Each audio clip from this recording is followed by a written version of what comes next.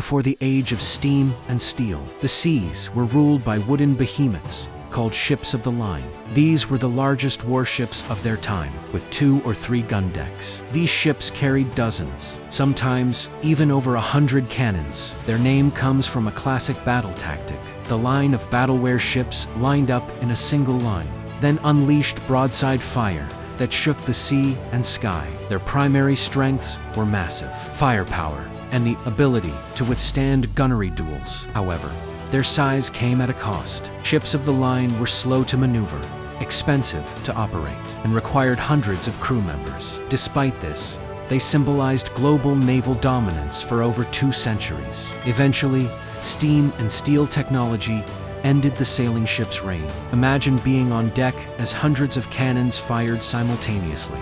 Novgorod.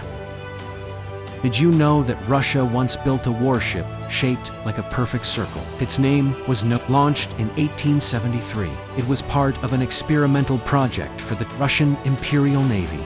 Its design was highly unusual, not elongated like a typical ship, but circular like a giant saucer. Why was it circular? The goal was to create a ship with high stability and the ability to carry large cannons in shallow waters, particularly for coastal defense of the Black Sea. Circular shape provided a large deck, surface, and a relatively low draft. However, in practice, this design presented problems. When firing cannons, the ship would turn itself around due to recoil. Its maneuverability was slow, its rudder was difficult to control, and its speed was far below that of conventional ships. Despite this, Novgorod remains one of the most daring experiments in the history of maritime technology. It's proof that innovation doesn't always work, but it's always fascinating to study. Do you think this design is genius or a complete failure? Tell us in the comments.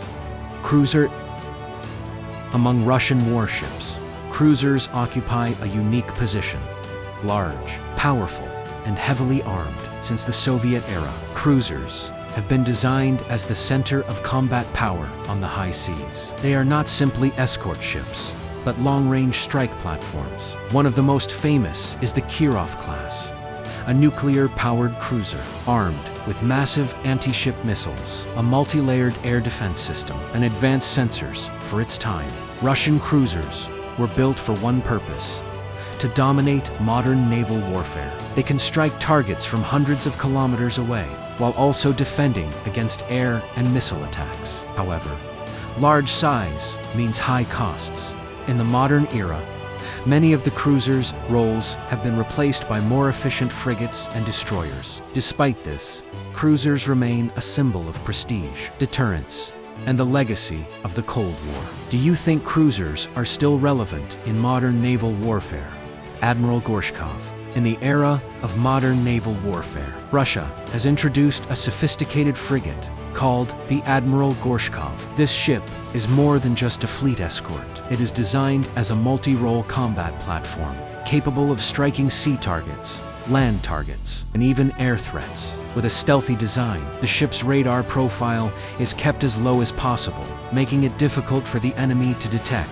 Its armament is a major highlight. This frigate can carry Kalibor Onyx and even the hypersonic Zircon missiles, capable of traveling at extreme speeds. But the Admiral Gorshkov's strength lies beyond its missiles. Modern radar, a multi-layered air defense system, and anti-submarine capabilities make it a well-balanced combat vessel, smaller than a cruiser, but deadly and flexible. The Admiral Gorshkov symbolizes the modernization of the Russian Navy, a combination of new technology, high attack power, and 21st century war strategy. Do you think a modern frigate can compete with a giant warship?